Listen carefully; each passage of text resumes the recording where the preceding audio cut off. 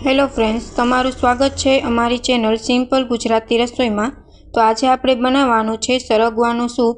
100 ગુણોથી ભરપૂર એવું આજે આપણે ટેસ્ટી અને શરીર માટે ખૂબ જ ફાયદાદારક એવું આજે આપણે સરગવાનું સૂપ છે તે બનાવીને તૈયાર કરવાનું છે।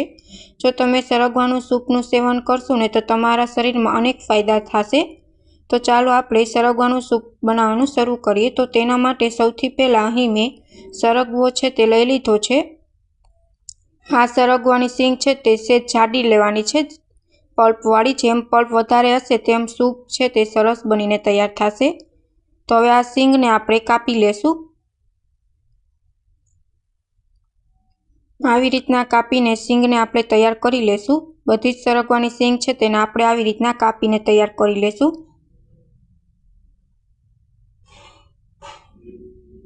સો રોગોનો ઈલાજ હોય છે સરગવાના સૂપમાં।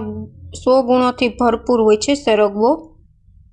ખૂબ જ ફાયદાદારક ગણાય છે સરગવો ખાવા માટે।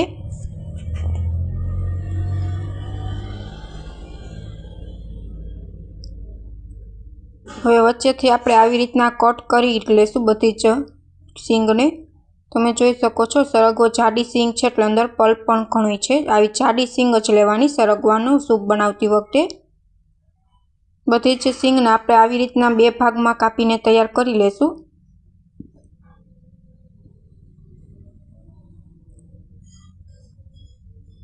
તો અહીં મેં બધી જ સિંગ છે તેને આવી રીતના કાપીને તૈયાર કરી લીધી છે। હવે કુકરમાં બધી જ સિંગ એડ કરીને આપણે અંદર હળદર અને મીઠું અને પાણી એડ કરીને આપણે 3 વિસલ વગાડી લેશું, જેથી સરગવો છે તે સરસ આપણો બોઇલ થઈ જાય, બફાઈ જાય।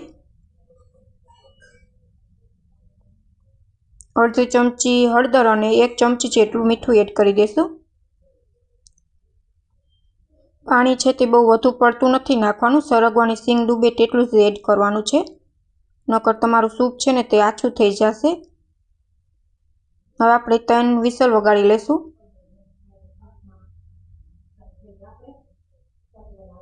તો 3 વિસલ થઈ ગઈ છે અને આપણો સરગવો છે તે સારી રીતના બોઇલ થઈ ગયો છે।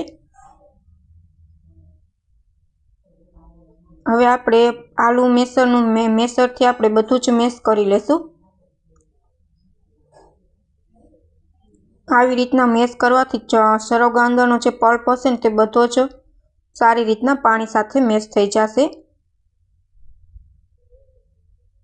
અને છોતરા છે તે પણ એક સાઈડ નીકળી જશે।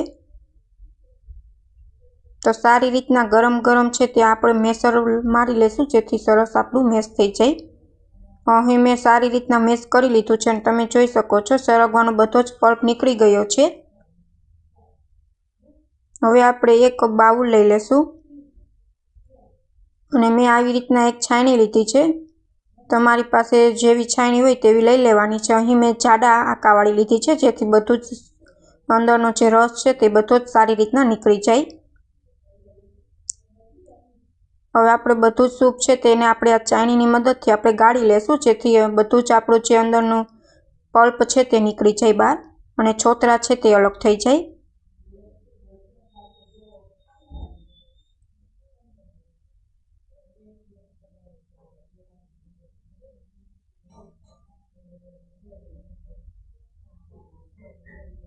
તો અહીં બધા જ છોતરા કાઢી લીધા છે અને તમે જોઈ શકો છો સૂપ છે તે બનીને તૈયાર થઈ ગયું છે, એકદમ ખાટું। હવે આપણે વધુ ટેસ્ટી બનાવવા માટે આપણે લીંબુનો રસ એડ કરશું। લીંબુનો રસ એડ કરવાથી સૂપમાં ટેસ્ટ સરસ આવે છે અને થોડુંક મીઠું એડ કરી દેશું સ્વાદ પ્રમાણે। તો ગરમા ગરમ આપણું સરગવાનું સૂપ છે તે નેચરલી રીતે બનીને તૈયાર છે। કોઈ પણ જાતનું ફૂડ કલર એડ કર્યા વગર આપણે નેચરલી સરગવાનું સૂપ બનીને તૈયાર છે। Thank you for my watching video.